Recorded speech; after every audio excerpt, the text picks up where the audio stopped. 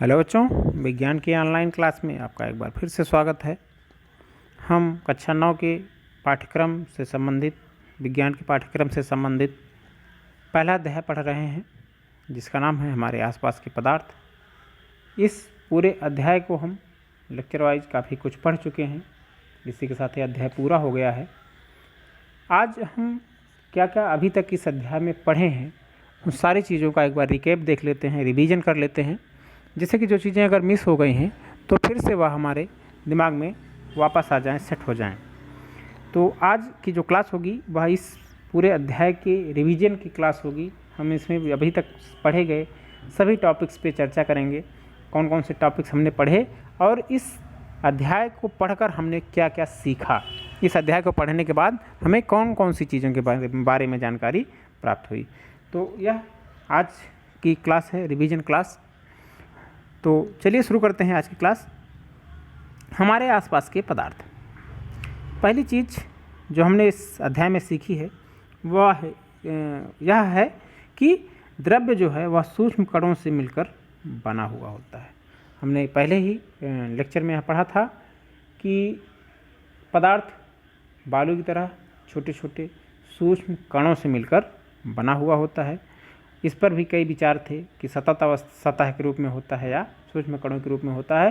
तो प्रयोग द्वारा हमने देखा कि दो तरह के पदार्थ, कोई जल है, उसमें अगर हम चीनी घोल देते हैं तो जल की सतह के जो जल का लेवल होता है, यह प्रयोग हमने करके देखा था, उसमें कोई परिवर्तन नहीं होता है। तो वह कण कहाँ गए? तो इसका मतलब कि पदार्थ छोटे छोटे कणों से मिलकर बना हुआ होता है। हमारे जो दूसरी चीज़ हमने अवस्थाएं पढ़ी, पदार्थ की क्या क्या अवस्थाएं होती हैं। हमारे आसपास जो हैं, जो भी पदार्थ दिखाई देते हैं, मुख्य रूप से उनकी तीन अवस्थाएं हमने देखी हैं। अपने परिवेश में चारों तरफ हमें पदार्थ की तीन अवस्थाएं देखने को मिलती हैं। एक अवस्था होती है ठोस अवस्था, दूसरी अवस्था होती है द्रव अवस्था और तीसरी अवस्था होती है गैसीय अवस्था। यह मुख्य तीन अवस्थाएं हैं जो कि हमें अपने परिवेश में देखने को मिलती हैं। यह तीन ही अवस्थाएं हैं जिनके बारे में हमें इस अध्याय में बताया गया है। और इसके अलावा भी दो अवस्थाएं प्लाज्मा और बोस-आइंस्टाइन कंडेंसेट के बारे में भी हमने पढ़ा, लेकिन वह सामान्य रूप से हमारे परिवेश में देखने को हमें नहीं मिलती हैं। उसके बाद हमने पढ़ा कि ठोस के जो कण होते हैं उनके अभिलक्षणिक गुण क्या होते हैं। वह उनमें आकर्षण बल सबसे अधिक होता है। गैस के कणों में जो आकर्षण बल होता है वह सबसे कम होता है। और जो द्रव के कण होते हैं इनके बीच जो आकर्षण बल होता है, इनके कणों के बीच, वह ठोस के आकर्षण बल और गैस के कणों के आकर्षण बल के बीच का होता है, मतलब मध्यम वर्ग का होता है, मध्यम अवस्था का होता है।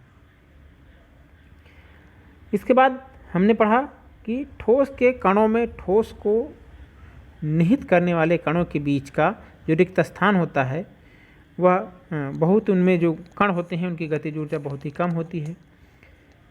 और दूसरी चीज़, जो गैसें होती हैं उनमें यह गतिज ऊर्जा बहुत अधिक होती है, लेकिन द्रवों में यह दोनों के बीच की होती है, ठोस और गैस के। तो पहली चीज़ हमने देखा आकर्षण बल, वह ठोस में सबसे अधिक, ठोस के कणों के बीच में सबसे अधिक, द्रव के कणों के बीच में उससे कम और गैस के कणों के बीच में सबसे कम होती है। वही स्थिति होती है उनके बीच पाए जाने वाले रिक्त स्थान की। ठोस के कणों के बीच रिक्त स्थान बहुत ही कम होता है, उनकी गतिज ऊर्जा जो है वह बहुत कम होती है। उसकी अपेक्षा द्रव के जो कण होते हैं उनके कणों की गतिज ऊर्जा ठोस के कणों की अपेक्षा अधिक होती है। गैस के जो कण होते हैं उनके कणों की गतिज ऊर्जा द्रव के कणों के गतिज ऊर्जा की अपेक्षा अधिक होती है। तो यह स्थिति क्रमशः जो है दिखाई देती है अलग अलग अवस्था के पदार्थों में। इसके बाद हमने देखा कि ठोस के जो कण होते हैं उनकी व्यवस्था बहुत ही सूटेबल होती है, अत्यधिक क्रमित होती है, क्रम से स्थित होते हैं, एक निश्चित मैनर में स्थित होते हैं। जबकि द्रव के जो कण होते हैं वह इस मैनर में स्थित नहीं होते हैं और वह, उनमें लेयर तो बनती है लेकिन वह लेयर बार बार टूटती रहती है कि एक निश्चित लेयर कभी भी हमें द्रव अवस्था में दिखाई नहीं देती है। और गैस के जो कण होते हैं इनके कणों के व्यवस्था में न तो कोई क्रम दिखाई देता है, ना ही कोई स्थिति दिखाई देती है, यह स्वतंत्र रूप से विचरण करते रहते हैं। तो ठोस के कण बहुत क्रमित होते हैं, द्रव के कण क्रमित होते हैं फिर टूटते हैं, क्रमित होते हैं फिर टूटते हैं, यह स्थिति होती है। और गैस के कण जो होते हैं वह स्वतंत्र और अनियमित रूप से विचरण करने वाले होते हैं।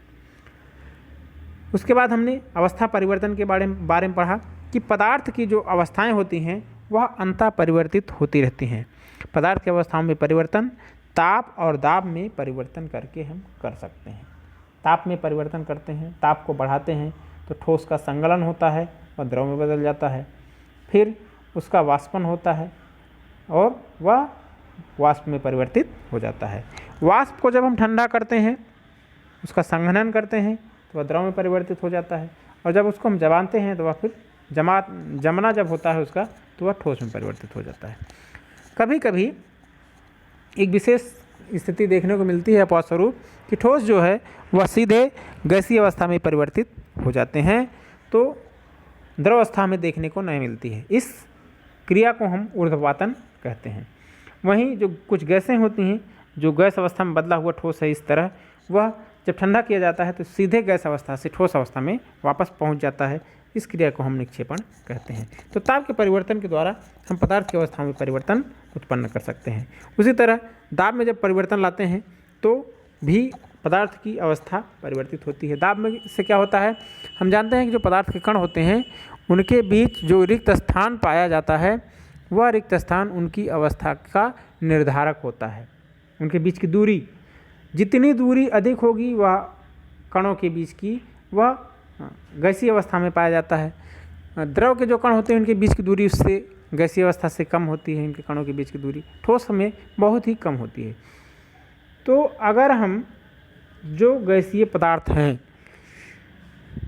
उन पर दबाव डालकर उनके कणों के बीच की दूरी कम करें तो भी उनकी अवस्था में परिवर्तन उत्पन्न हो सकता है।